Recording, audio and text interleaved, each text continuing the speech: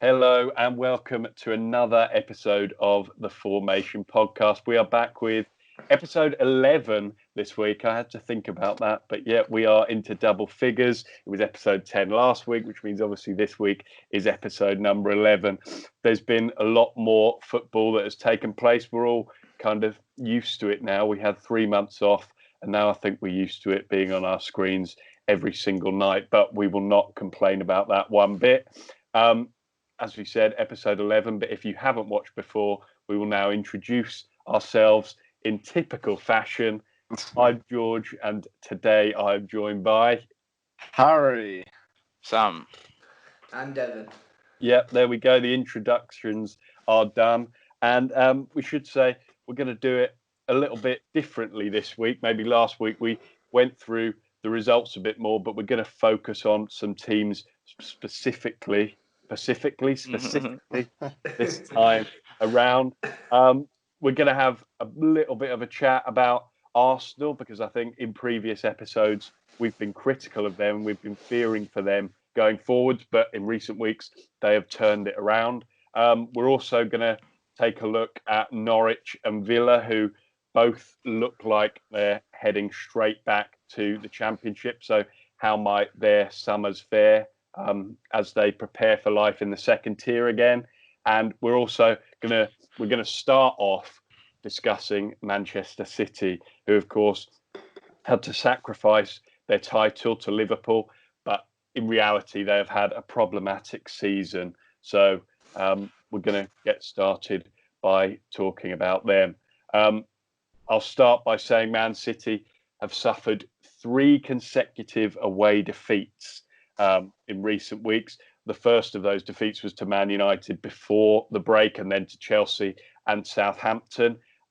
We'll start with that most recent defeat to Southampton with our Southampton fan, Harry. Harry, I'm sure Sunday was a brilliant day for you personally, but looking at it from the Man City perspective, where do you think it went wrong for them? It's really difficult to say. I think, it might be a bit of motivation dip due to the fact that they know they know they're going to finish second. They're not going to drop down, and they're not going to improve. But I'm surprised that Pep's not allowed it, because he can't physically change the motivation of his players. But he's refreshing the squad, trying to revitalise their season. I know they can't get anywhere near. They can't even get close to the points total of Liverpool. Liverpool, even if they lost every single game from the restart, they still would have won the league. The maximum I think Man City could get is 82 points. But I think that massive hole, weirdly, is their defensive squad depth. I think Zinchenko is very poor. I think their 2 centre-back partnerships at Southampton especially were very average. And Cancelo's a good right-back, but he's not really had the game time, so he's not... I think that was only his 8th start or maybe 10th start since he returned. So there's not too much. It's not a settled back four, let's say. It's not a settled back four. They don't keep the same back four. And I think that's a big problem they've had compared to Liverpool, who maybe apart from Matip and Gomez, who swap out, now they've won the title. Williams has come in at left back every now and again. But I think Man City's big problem is they don't have a settled 11. And that just that's disrupted them quite a lot this season, I feel. and they had a poor day at the office going forward against Southampton. Obviously, I think they had 26 shots, which is one more than Leicester had when they beat Southampton 9-0. So I think that showed how much they were missing Aguero. Obviously, he's got that injury, but I have to agree with Harry in the sense that the defence this season, they've really, really missed Vincent Kompany, his leadership. And Laporte, who's been a brilliant signing for them, is, nobody's been able to fill in alongside him. And I think they've conceded 12 more goals than they conceded last season. We've still got 4 games left to play. So if we're talking about where City need to improve, it's definitely they need that centre-back partner with Laporte. And, with the squad they've got, the squad depth, the amazing amount of talent that they've got. We saw in the last game against Newcastle another 5-0 win.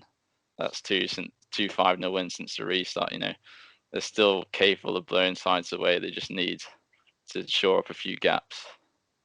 And it was, of course, Che Adams who scored his first Premier League goal to win that game. I think few people would have expected it to come against a side such as City. But as you said, their centre-back partnership is so unstable that they don't really know who their best one is. Devon, how much do you think they've missed Vincent Kompany this year? Yeah, Sam alluded to it in his last point. I think his leadership alone, maybe if they'd have tried to persuade him maybe to take his coaching badges whilst at City and had him as a coach, he's that voice in the dressing room where, even though, in interviews he's so calm, he never gets ahead of himself, and he's always focusing on either the next game or the crucial points in one, and he knows where the City's faults are, and he kind of took responsibility when he was in that back line anyway. So to lose that kind of figure, and you look at the players in there, yes, Laporte is very good, but do you consider him a leader? No. You look at John Stones, and even though at times John Stones has been a good defender, he's always got that mistake in him which Pep Guardiola is always going to crucify. The sheer fact that even with a couple of injuries, just to Laporte, is that they had to get Fernandinho into that centre back slot, which again, as we've talked about quite a lot, has allowed more shots from outside the area on City's goal, and that's ultimately why they've conceded a lot more. And Rodri's just not done that defensive work, and like we've already said with Harry and Sam, it's that defensive backline which has been quite stable with Kompany in before that has allowed City's free flowing attack to flourish. And I think in terms of the demise of Manchester City, if you can call it that, I think it's quite weird how we're talking about the second place team falling off almost, because that's how high the standards have been at Manchester City. But I think they've become a little bit one dimensional. We've seen it Pep Guardiola when he were at Bayern Munich and especially Barcelona. He pretty much had one way to play, and that were it. And because it was so successful, he didn't really need a plan B. Whereas in Manchester City, their tactic is pretty much just to bombard the box, get players in there, and just take shots from anywhere. And we've seen many times this season when a goalkeeper like McCarthy is having a fantastic game. I'd like to chuck Sheffield Wednesday into that mix a little bit, because we did see, even though they completely dominated us, the saves that Joe Wildsmith pulled off. I think he made 7 or 8, conceded 1 to Aguero, which he saved initially, but the ball looped up and went in. Shows that Manchester City just, bombard everyone's goals, but when it doesn't go for them, they get a little bit frustrated, and then it becomes a little bit like kids football, where anyone's just taking any shot from anywhere, and they can't seem to get another plan B together. How's he snuck Wednesday in there? The thing were as well with it is that Joe Wildsmith came straight in against Manchester City. He had Cameron Dawson in front of him, who, no offense to Cameron Dawson, I think he's not as good as Wildsmith, but Wildsmith had just come off of a 13 or 14th month layoff with a knee injury, and that was his first game, and he come on with that performance. And I think it just shows as soon as a goalkeeper's on form, City struggle. I thought we were talking about Man City. Yeah. Well, to be fair, everything's negative round Wednesday, so I need to chuck them in to cheer myself up a little bit. We'll get Joe Wildsmith in the thumbnail somewhere. No, but Devon, you did mention there that Aguero was the one against Wednesday who broke the deadlock, and Sam also mentioned how much they missed him against Southampton. Pep Guardiola has done a lot of mix and matching between Jesus and Aguero, but do you think in the games where clear-cut chances are maybe few and far between, do you think Aguero is superior? Yeah, I think Aguero's clinicalness from when he first stepped in through the door in 2012 when he came in, or 2011. 2011, yeah. His impact has been great, and he's just consistently good. And whereas Jesus is still young, his temperament's a bit there, and his finishing is not fine tuned. Even though he does get on the score sheet quite a lot, and more than a lot of other clubs as strikers. I think now they need to start looking at that next Aguero figure, because Aguero is 31, 32, and he's with Pep Guardiola's track record with some of the older players. We don't know who's going to fill that void, because you need a consistent goal scorer who's going to score more than 25 goals a season just to be able to survive at Manchester City. Is there anyone in particular who you think could try and fill that void, or do you think maybe they'll try and point it even more towards Jesus and say you can step up? Is there anyone at Wednesday that could? No. Off the back of it, pretty much no, unless they wanted to get someone like maybe Dybala in. I know it's the Argentinian link, and he's probably not necessarily too prolific, but his kind of centre forward play style, can bring in make the wingers more advanced and inverted, which would probably benefit the likes of Mahrez and.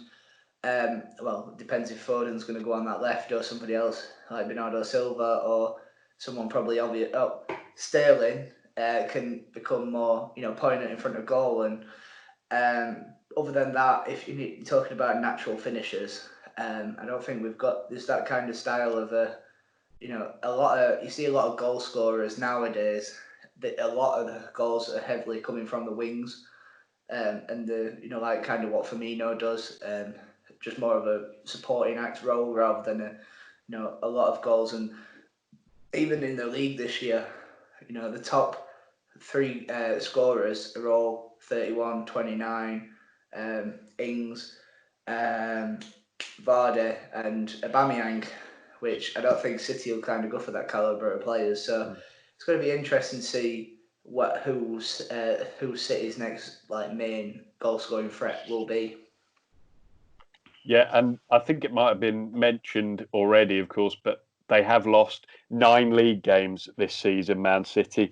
And I will mention it, their first one was Carrow Road to Norwich in September. And you could see the signs on that night. I think the third goal in particular, Otamendi just didn't notice Buendia coming behind him, and Norwich profited from it. Norwich were in a clinical mood that night. Whatever happened to them since, that's probably the most clinical they've been in any game this year. But stick to part 2 of this podcast where we'll discuss them problems. But that night it was Stones and Otamendi, and without Laporte, you could see that they were going to struggle this year, and they didn't choose to bring anyone in January. But surely now, Sam, this summer, they're going to have to act on that. Oh yeah, definitely.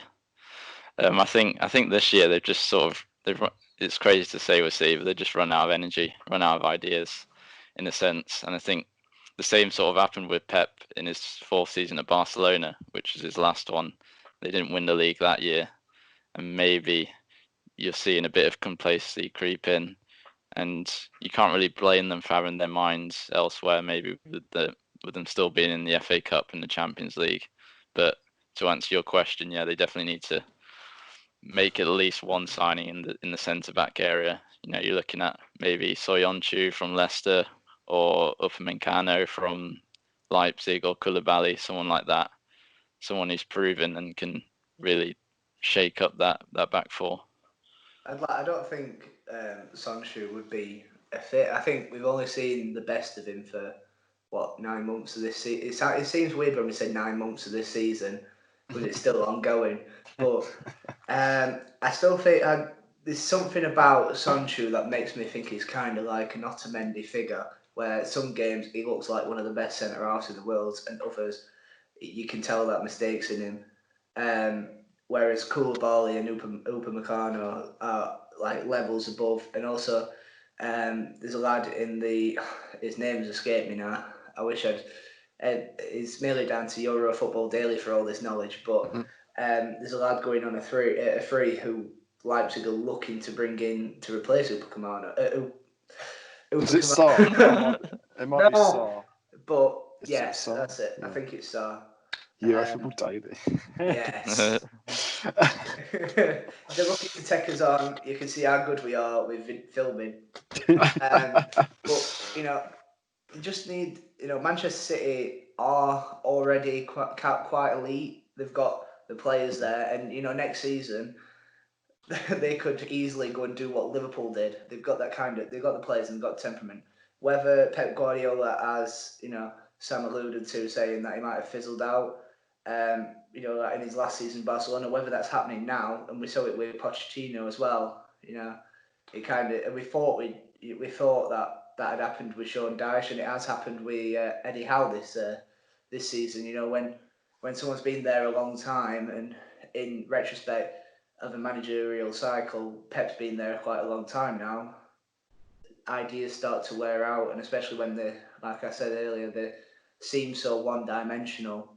That kind of cycle seems to have come to an end. Yeah, and with the Champions League ban hanging over their heads, before that you thought maybe Manchester City could become the next dynasty in football, like Pep's Barcelona were early back in the 2010s. But with this Champions League ban, if it stays, then we're going to see players like Kevin De Bruyne, Sergio Aguero will probably run out his contract. I think he's got 1 year left. Players like that moving on, and that it could be a real struggle. And I don't see Pep as that sort of manager to have the patience to go through something like that. I think as well that you mentioned the dynasty. I don't think the Premier League, because English football in general, because we've seen how unpredictable the Championship is and Leagues 1 and 2, but especially in the Premier League, it's that unpredictable what's going to happen. That we've seen Norwich beat Manchester City. We've seen Southampton, who had a terrible home record, not easily dispatched, but one mistake and they've took it, whereas Manchester City is still pressing on it. And I don't think we're going to get that kind of dynasty. Even when Manchester United were, their height and dominance, you still had teams like Arsenal coming in and chipping in. You had Chelsea came in and became a force, and even the freak years where Leicester won it. I know this was kind of after the Sir Alex Ferguson's reign, but there's still not been that kind of dynasty in that football period. Yeah, I think I still think, even though City have faltered at times in the league this season, them and Liverpool have still been a class apart from most of the teams in this league, and that has been the case for the last 2 or so years. Mm-hmm. And with Liverpool the way they are with Jurgen Klopp, they could easily carry this on, and I just think we could see one of those teams become really dominant in the next few years. Do you also think should Liverpool go on and beat the points record? They now need 3 wins from their last 4 to do that. How much would that hurt Man City so soon after they set that record? And do you think that will encourage them to push on, or will they maybe fear that they can never catch that again because it's such a high total?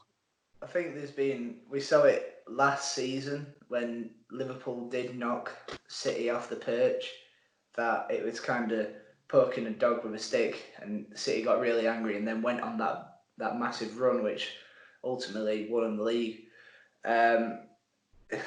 It's like what we've been saying though. If Guardiola's time is running out, then City's could also be running out depending on who they get in, and it'd be that. I think that's another good question as well. In that, what is next for Guardiola after Manchester City? Does he go back to Barcelona? Does it be a takeover from Allegri and make Juventus? Because I don't think they need any help in winning at the minute anyway. But does he go there? Does he even surprise us and goes to Celtic or something like that and continues the dominance in Scotland? Who knows? Harry, is there anywhere you think he might be eyeing up? See, he might be trying to win all 5 top leagues, so it depends if the Juventus or PSG job opens up. I could see him going to Juventus. I think a couple of years ago he was linked with there, and Sarri, he's done well at Juventus, but they lost the Coppa. I was going to say Coppa America. It's not that. It's something Italia. That's the one. I couldn't think of what it was. They lost in the final to, was it Lazio, I believe? Napoli. Napoli. I think I should just leave. I get all the names wrong. I think. Yeah. He's going to Juve. I'm just going to say that. He's going to go to Juve. I've messed it all up. I think one taint on Guardiola's legacy is that he's always inherited fantastic teams. So I just think maybe he might take on a team that needs a bit more work than a Juventus? I don't know. Manchester United. That would be if Man City sacked him, that'd be a real like two fingers up at him, wouldn't it? But yeah, I think his dominance will take place elsewhere. If it were at Juventus, it'd be too easy. If it were at PSG, it would. Apart from the Champions League. Yeah. Sorry. If the ban is lifted at City, you might stay there for the foreseeable future. We don't know. Very good point. Okay, Manchester City fans, we hope you've enjoyed listening to our chat about your club. We might have just spoken a load of rubbish. You might think we're wrong. You might think that the defence is fine. I think that's quite unlikely, but do let us know what you reckon, which players you'd like to sign. Yeah, tweet us, comment down below, whatever. Where can they tweet us, George? Huh? Where can they tweet us? At the _formation on Twitter. We're also on Facebook too. But now we are going to move on to the next section of this week's podcast. And we're moving from the top of the Premier League to the bottom. At the start of this season, Norwich, Sheffield United and Aston Villa came up. You would have to say out of those three, Sheffield United were the team who were most being spoken about heading straight back to the Championship. That is not how it has turned out. After they beat Wolves last night, then still well in the race for European football, whereas Norwich and Villa are staring down a return to the Championship. We should say Villa aren't out of it yet. Well, mathematically, Norwich aren't out of it yet, but that's virtually impossible. Villa aren't out of it yet, but do we all agree that they're probably doomed? Yeah, you've got Johnny Bassam. I think West Ham lost last night, didn't they? So they do have a chance to close the gap to 1 point, but they're against Manchester United, so I don't see them getting anything from that. And their last win in the league came on January the 21st, so they're struggling on that front. You've also got to look at the running. You know, Manchester United, as we've said, is it tonight? Yeah. Well, it'll be on the night that this goes up. Yeah. So yeah, when this goes up at 6 p.m, you can enjoy this, and then you can see if Man United drop points to Villa, which probably not. But then they've got Palace, Everton, Arsenal, and then West Ham, which that kind of seems set up anyway with West Ham at the season finale as the kind of game that could be all. But I think looking at that result, I can't see him getting a win out of any of them games. Not even the West Ham one. I think West Ham would be too strong for him, which seems strange. We am only being 4 points apart, but I really can't see Villa or Bournemouth at the minute getting out of that rut. And I'm sure, but if anything, we'll be having this conversation about Bournemouth in a few weeks' time anyway. But I think Villa's just kind of been neglectful to Premiership players and proven ones. Dean Smith's been on a fine line between spending a lot of money on players that are not good enough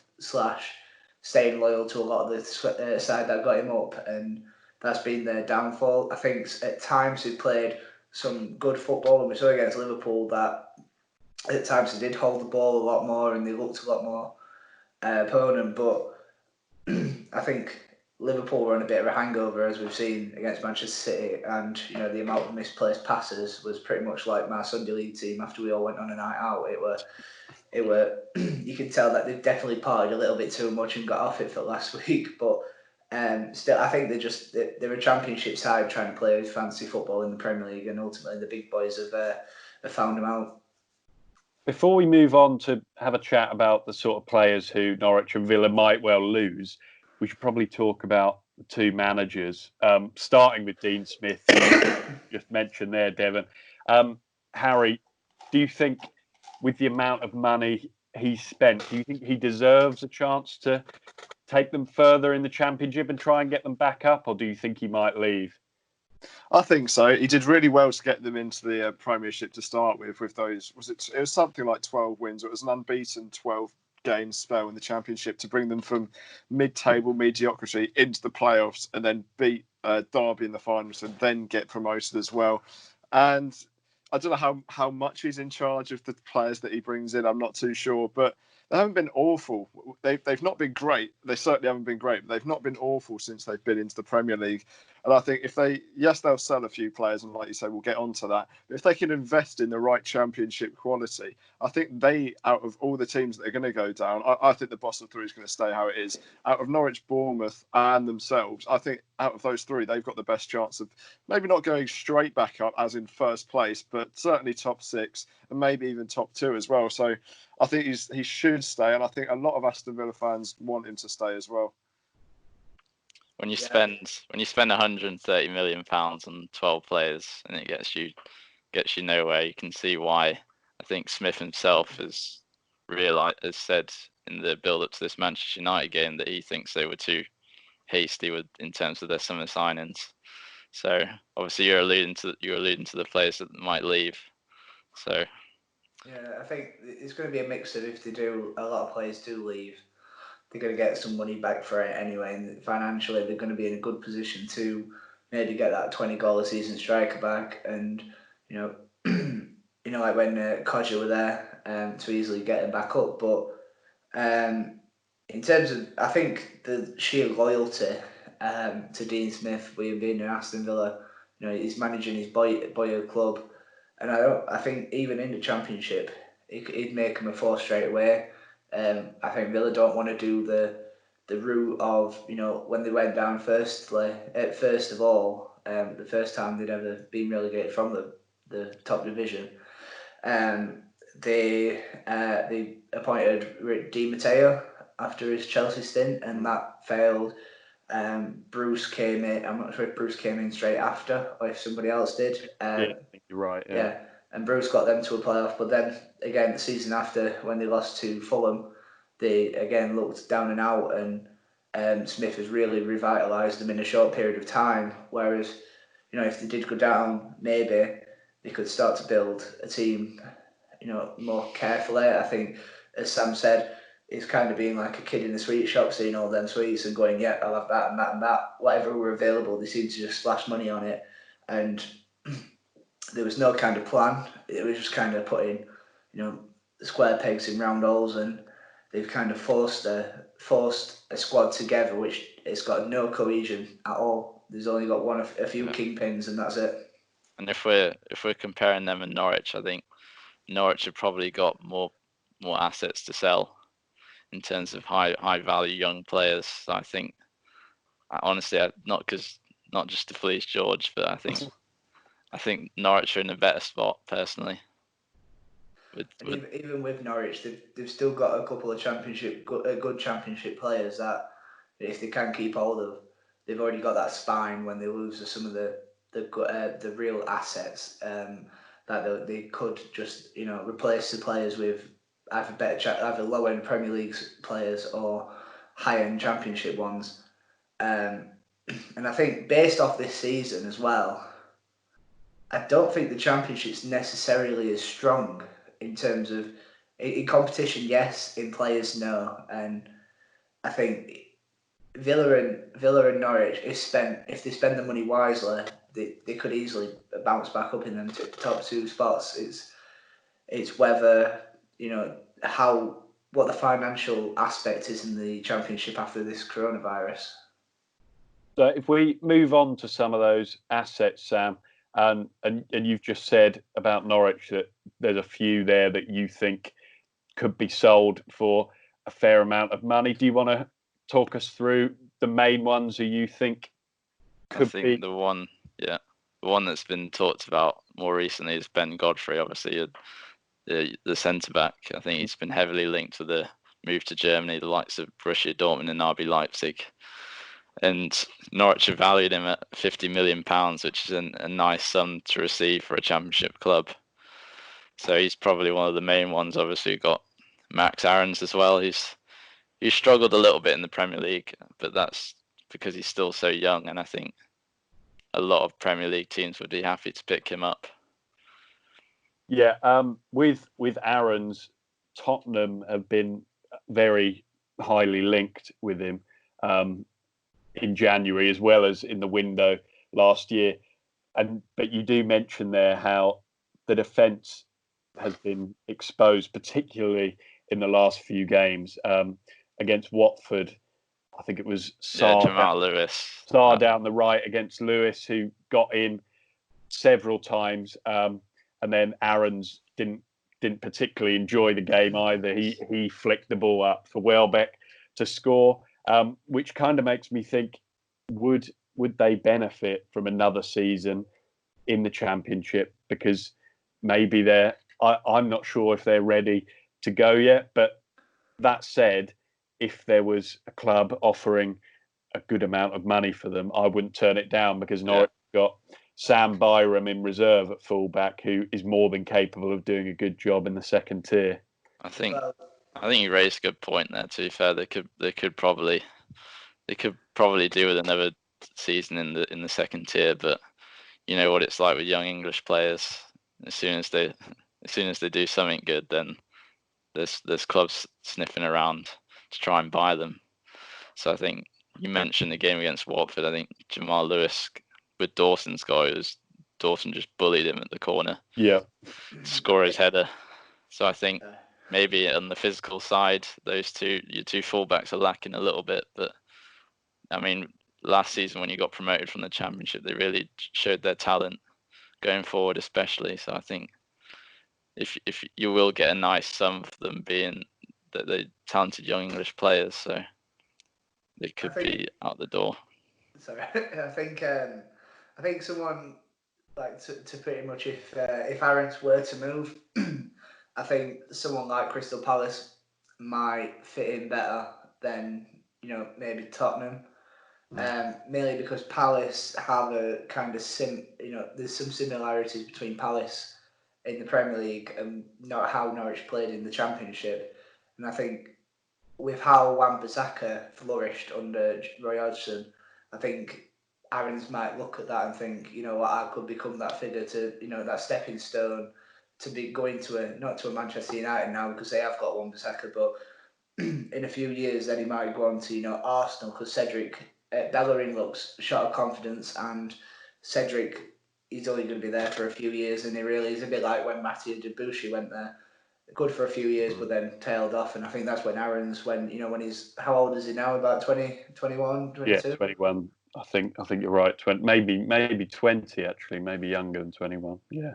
But when we see him if he could build that at Palace, because who have they got in reserve? Joe Ward. Mm-hmm. I think Max Aarons has a lot more quality than Joel Ward, and if he could build it for a few years, have 3 or 4 seasons where he's on top and getting the headlines but not being overhyped, then once he hits 25 and he goes to an Arsenal, maybe Arteta could, if Arteta's there, we never know, but someone like Arsenal could build him into being one of the best English right backs. But there's a lot of competition for that place, isn't there, at the minute? Mm-hmm. Yeah. And Harry as well, your team Southampton you'd have to say established in the Premier League now. You have been for a few years. If we look at Norwich's forward players, I'm thinking Buendia, Campbell. Would they be the sort of players who would appeal to you, or do you think maybe they might go somewhere higher, or maybe a lower tier Premier League? I think they'd go to teams around us. I think in the attacking sense, I think we've got plenty to choose from, and I think they'd just be part of the squad just because we've already got a settled starting 4. I'm looking at the defenders, I'm looking at Lewis, I'm looking at Aarons, and I'm thinking those are the sort of players. Like wing backs is where we need more goal contributions. That's the sort of place that we're weak. We've got Kyle Walker-Peters, but I think he might go back to Tottenham because I think he's going to be challenging Aurier next season, and if they've got him. Devon's saying Palace. I'm saying come to Southampton. I'm saying both of them come here right now. We've got Redmond. We've got your friends. Come here. We're going to build another Norwich side over here because I really like those 2 players, and I think any of them, to be fair, any of the players that I've written down, I'd say bottom 10 Premier League, they'd start for most of them. I think one player that you'll be lucky to keep with some of the form that he's shown, not in his last, his second to last game from now, but it's that man on the calendar behind you, Timmy Krul. I think when I was thinking about it last night in bed that Leeds, if Leeds are to go up, Leeds should go in for Tim Krul because he's another level compared to what Casilla was in the champ. Even though Casilla's got 15 clean sheets, he's also been very hit and miss. And in the Premier League, you get found out, and that their reserve goalkeeper is it Meslier. He just, I don't think he can make a save half at time. He seems to just jump under it when a ball comes near him. But whereas Tim Krul, they might look at him and think, you know what, he's done it easily for Norwich, and he could be the difference between keeping us up if Leeds were in a position where they're on the verge of the drop. And Tim Krul obviously has won Norwich a lot of points, well, not very many, but he's definitely kept him in games where things are looking a lot bleaker.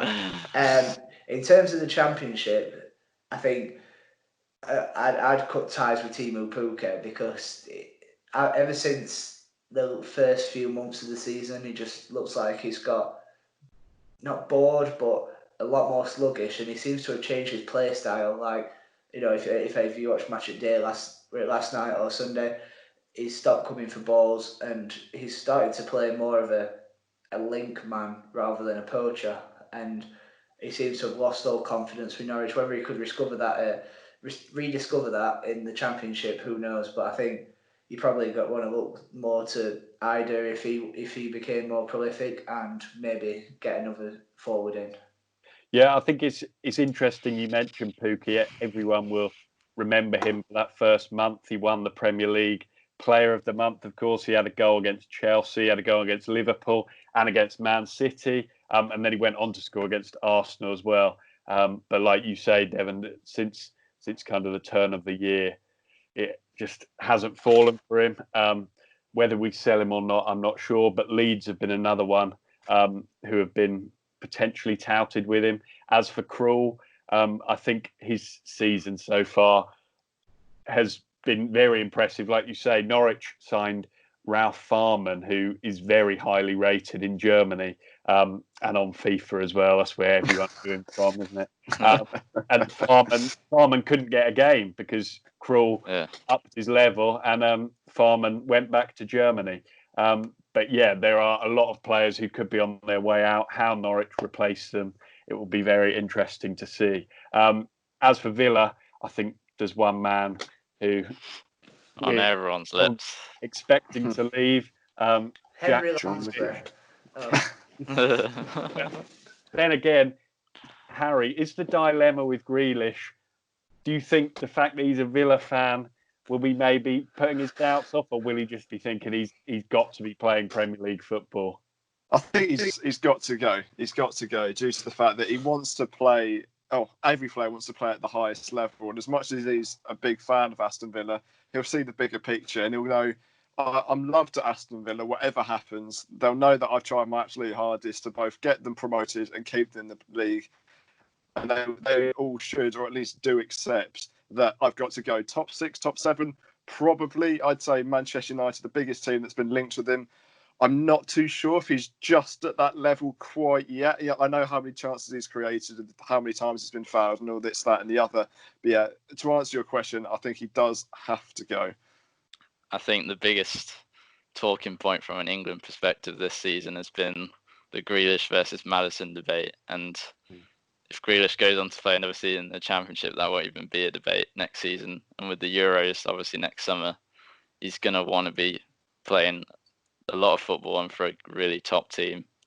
I think the amount that Villa have relied on him this season, he's contributed to over a third of their goals directly, which and he's got the same amount of goals and assists that he had in the Championship in 34 Championship matches last season. So I think he's got to be playing for probably a top 6 side next season to really stake his claim against maybe Maddison for that England spot.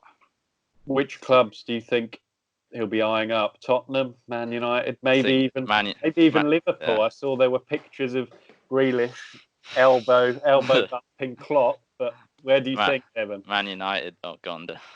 Sorry, No, I don't. If I were Grealish, I think you've got. I don't think he can aim too high, because even though he has been Villa's best player, undoubtedly, he's still not proven himself against players that are better around him. And that's always been the case. I mean, he had the opportunity to leave Villa when Villa first went down, and he's only made a handful of appearances. So now he's looking at a stage where, he's 24, 25. 24. Where, 24. Good guess as well. I panicked then when I had 25 in my head. But he's at an age where he needs that next step in his career. Otherwise, he's just going to be that player that, like, when he retires, you're like, oh, but what if he'd have moved away from his local team? Like, why would you? But it's just where that next move is. I think a team like Southampton would be good. Southampton getting everybody. Well, I think when you look at English teams' mould and a player of quality that's not quite above that top 5 level, I think they always get associated with Southampton just because of their track record and feed a club to Liverpool. So, but in terms of like where he is at now, maybe if Ancelotti was to turn around Everton, he could come in because I think Sigurdsson's been linked with Sheffield United. If he came in and became that, that focal point of that Everton team, and Everton did actually start to try and rebuild to become an actual threat instead of getting a bit trigger happy with signings, then Jack Grealish, that could be a perfect fit for him. I think Arsenal maybe if Arsenal bring him in, and like Thomas Partey from Atletico Madrid, like as a holding midfielder, that would be a big boost for them in midfield, and I think they'll play him. He'll play every game at Arsenal, I think. So, and they've sort of fallen out the top 6 as of late, but they're trying to break back in. I think, like say, 24 years old, he's still got loads of room to grow. I think that would be a good destination for him. Just the last thing on Villa, is no secret the amount of money that they've spent, over 100 million since last summer. Do you think the high earners like Wesley, Douglas Luiz, Marvelous Nakamba, Pepe Reina, do you think Villa will want to, shift them out before the Championship? Can they afford to keep them on their books for another season? No, I think, forward probably want to have them on the books, definitely not, because, I mean, I'm looking at the squad now, and there's only a handful of players that you can see staying and wanting to play in the Championship, and even some of them, John McGinn would be a perfect fit for someone like Sheffield United in the Premier League, and even he'd fit their all British 11, wouldn't he? Yeah, Brexit 11. There's an arguable case of that. Conor Hourihane could go to someone like Leeds and be a good figure for them, or anyone else that's going up.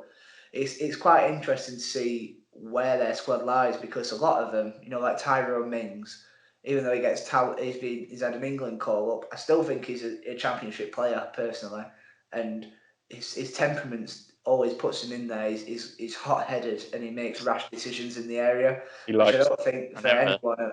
He likes stamping on people's faces, doesn't he? I was just going to say, when he stamped on Zlatan's head. But other than that, I think they've got a few good. Courtney Horse would be a very good Championship player. Neil Taylor's obviously done it a lot in the Championship before. Tom Heaton, they'll probably be, even though he is a Premier League goalkeeper, Premier League level goalkeeper. I think Tom Heaton, coming off that injury, will probably be beneficial to play for Villa in the Championship before probably making that step back up. But it could be a bit like when David Marshall went down with Cardiff and stayed there instead of making that move to the Premier League. Back to the Premier League, and just stagnated and just became an average goalkeeper. And I think he's at Wigan now. But looking at the rest of the squad, there's no there's only really Douglas Luiz that I could see going to having any sort of resale value in that side. Yeah, it's certainly an interesting discussion. What happens over the summer, we don't know, but you would expect Grealish to move on. And like you say, go on to play for England in next summer's Euros. The final kind of theme that we're going to go on before the quiz is Arsenal. I reckon about 2 podcasts ago, after they lost to Brighton, we were kind of ripping into them, saying they're not a top 6 club anymore, and they've kind of proven us wrong, haven't they? They've resurged over the last few games. They're 5 unbeaten in all competitions. They're in the semi-final of the FA Cup, of course. Harry, what do you think has changed to turn their fortunes around?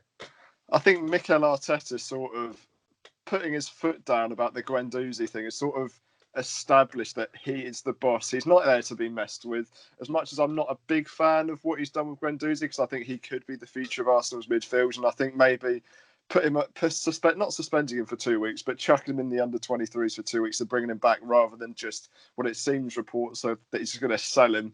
It's just a bit odd. But I think that sort of thing has really allowed everyone else to go, right, okay, we know what he's about now, because there's not been someone that in the last few years that have really put their foot down. You saw with Unai Emery and Ozil, that was just a bit of a muddy situation. There wasn't really any sort of that.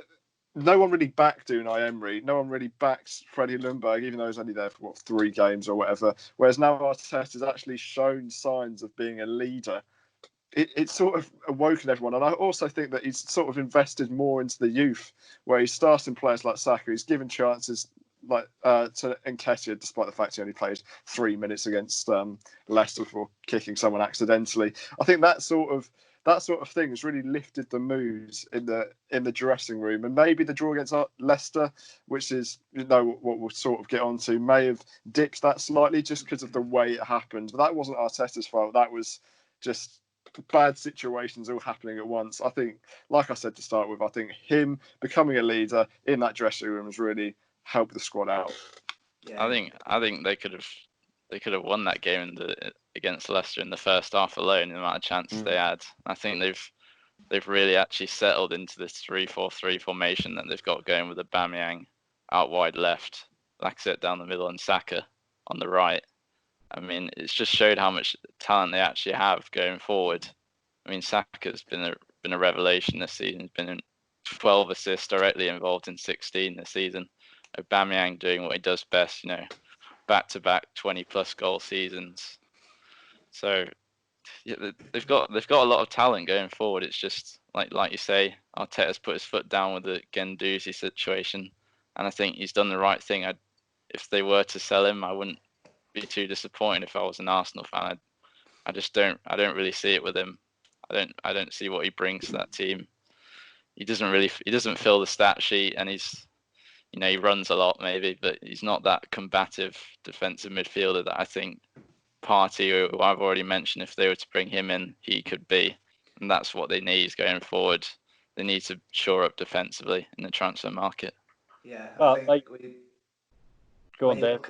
When you look at Guendouzi, he hasn't got the technical ability of a Rodri. He's not got the defensive capabilities of a Fernandinho, and he hasn't got the kind of knowledge of Kante and the reading of the game to be a successful defensive midfielder.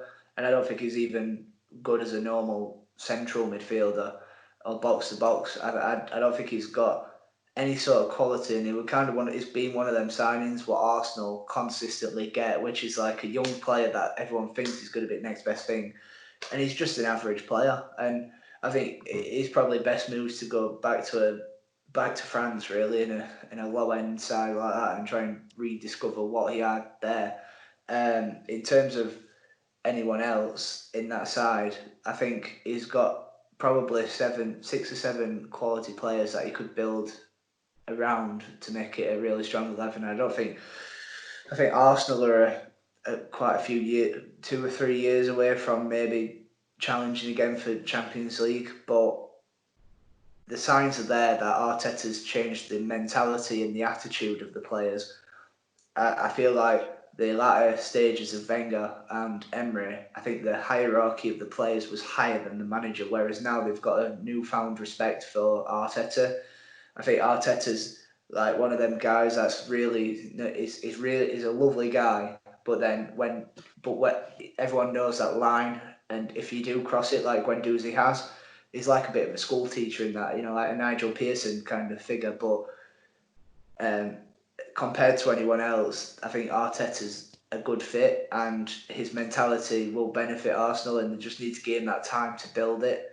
Because I think even with Arsenal, I think there's a mentality with some of the players in now that there's a lot of switching off. There's a lot of mistakes, and if they can cut that out, I think it's just. Sorry, there's a Van doing a 3-point turn and he's struggling. That just put me off there.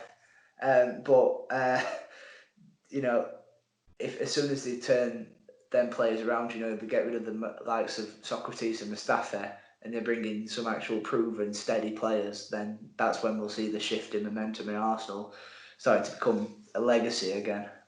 Yeah, and Arsenal have done their own 3-point turn in recent weeks. Nice. That was a really good one. I'm sorry. To be fair, the Van also had 7 wins from 13, and a third since. I hate it when we're seeing when we've seen in like our group chat in the FJ one when Sam's put, if games ended at half time, Villa would be top. But if the season did start on January 1st, then Arsenal would be third in the Premier League and level with points with Manchester City, on the Liverpool better him, as to be expected. Mm-hmm. It's strange when you look at Arsenal from a standpoint that they seem average and they seem like they've done terrible since the turn of the year, but in retrospect, I think it's just because they've got connotations of being a bit of a joke club, that they're always, the atmosphere is always negative surrounding Arsenal, where actually when you look deeper into it, it's quite positive, and there's only Sheffield United, Wolves and Manchester United in front of them, and they're all catchable as well.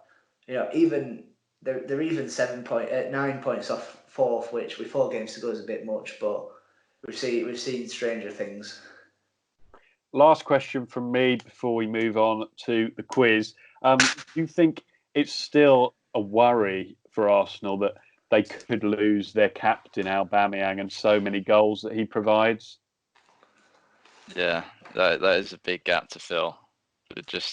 Only Thierry Henry's done what Aubameyang did with the back-to-back 20-plus goal season, and he's the quickest to 50 for Arsenal. So I think that is a big worry. Definitely with Aubameyang, he just oozes goals. Like even when he's not playing well, he's still on the score sheet. So I think it would be difficult. Maybe they could get someone like Ousmane Dembele or Edouard from Celtic, someone like that. But are they going to be as consistent as Aubameyang? Probably not. Yeah, it's certainly a difficult man to replace. And in their most recent game, Arsenal, it was Aubameyang fighting Jamie Vardy. Sam did this in his piece for UOD Footy Journos, their fight for the Golden Boot. But Jamie Vardy was in the news earlier that week for joining the Premier League 100 Club. That is what this week's quiz is all about. It is about Jamie Vardy. He became the 29th player to score 100 Premier League goals. I've got it written here. Name the other 28. That is the only question. You had that link planned for a while, actually. It's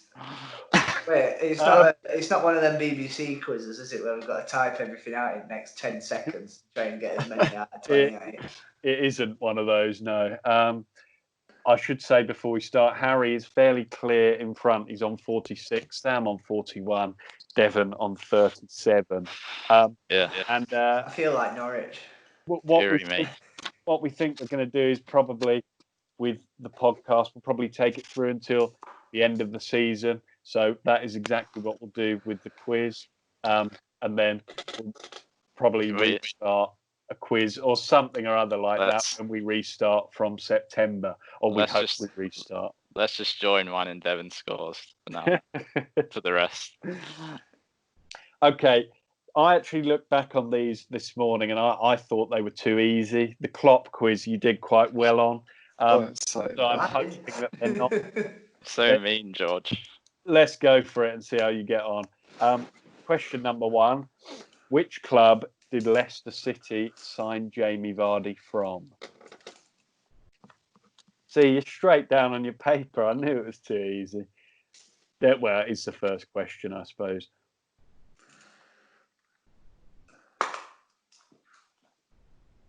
Okay, question number 2. Vardy scored in a record-breaking 11 consecutive Premier League matches in 2015 to take the record previously held by which player? So the record for consecutive Premier League goals.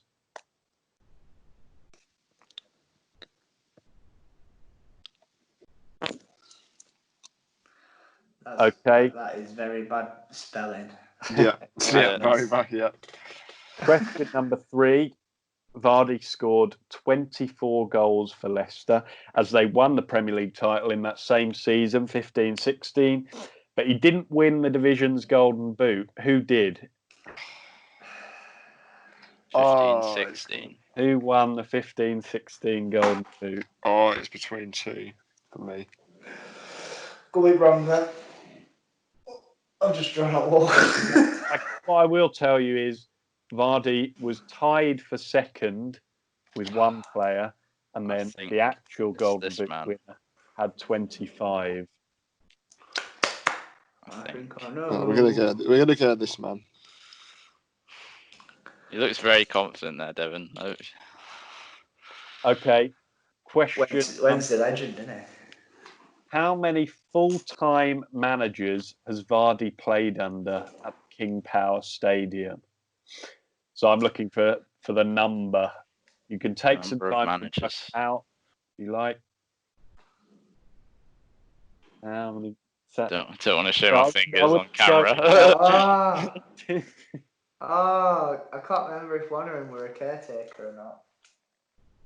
It's purely full-time managers. There have been a few caretakers, but I'm looking for the number. Okay, have a guess. I'll move on to question number 5 now. Vardy scored his first England goal against which country? First England goal. I don't know. I think I've got that one as well. He is a Wednesday man, isn't he, Devon? So yeah. Maybe that's the link coming in. Is it that one? Right. We'll go for it. We will go for that one. Not sure. Okay, question number 1. I think the first 2, it sounds like you all got them. So we'll just go through them anyway. Which club did Leicester sign Jamie Vardy from? Devon? Fourmation. Fleetwood Town. Harry? Yep, I also put Fleetwood. Fleetwood and Sam? Fleetwood. Record for a non-league player, wasn't it? Well, they're wrong because it's Fleetwood Town. Devon gets the point. He won promotion to the Football League with the Pod Army, as they call themselves. I was hoping one of you would write that, to be honest, but fair enough. Before signing for the Foxes. Question number 2. Vardy scored in a record-breaking 11 Premier League matches in a row in 2015. Who held the record previously? Sam, I'll start with you on this one. For Ruud, because I'm not sure on the spelling of his last name. Yeah, Ruud van Nistelrooy, just to clarify. Yeah, I incorrectly spelt Ruud van Nistelrooy. Okay, Devon. Well, you should deduct points from Sam because he definitely meant Ruud Hullet. But yeah, Ruud van Nistelrooy. Yeah, I'm not going to deduct any points. I think we all knew. I've already unfairly been deducted points in this. Too easy, really. No, he got it back. He got it back after After me Eventually, spending yeah. about 2 hours trying to do that frigging VAR thing that nobody saw. Okay. In the last 10 seconds of the I podcast. saw it, Devon. I saw it. Question 3. Vardy scored 24 goals as Leicester won the Premier League title, but he didn't win the Golden Boot. Which player did win the Golden Boot? Harry, what have you gone with? I put Lukaku. Harry Ooh. has gone with Oh, Lukaku. he's wrong. Sam? You just got caned? Harry's No, Darn it! Sam. Okay. You still have Ah. a joke. Devon? Were you actually going to say that? I said, I believe he got Goodness Harry. I sake. believe he got caned. Devon's gone with Harry Oh. Kane too. More creative than me. Right, it was Harry Kane. Yes. 25. Aguero was the player who was tied with Vardy. I almost Darn went it. where. Thank God I Okay. didn't. How many full-time managers has Vardy played under at the King Power Stadium? I'm looking for a number. Devon, starting with you. I'm proper on edge between Shakespeare, whether he just ended the season as caretaker, but I put 4. You've gone with 4. Okay, Sam. 5. Sam has gone with 5. And Harry? I had no idea, so I just put 8. Harry went with 8. Jesus. Okay, so I will go through them. Nigel Pearson signed Jamie Vardy. Yeah. That's not 8 then. After Nigel Pearson was, of course, Claudio Ranieri. Then Ranieri was sacked very harshly. That's my opinion. That's not a fact, but I think it was incredibly harsh. He was replaced by Craig Shakespeare, who was initially caretaker, but then was given the job permanently. Claude Puel came in after Shakespeare, and of course, And current manager Brendan Rodgers. That's 5. Sam knows it. It is indeed 5, so Sam is correct. Yes. Damn it! I should have just gone for it. No, That's no great. caretaker ends the season, starts the next one, does he? That's great character from me. Damn it. And question number 5, Vardy scored his first England goal against which country? Harry, starting with you. I put Germany. I wasn't Harry too got sure. Germany. Devon. I went. He's back. Oh, he's back heel against Germany on March 26th. And Sam. Yes, Germany. Sam's gone with Germany.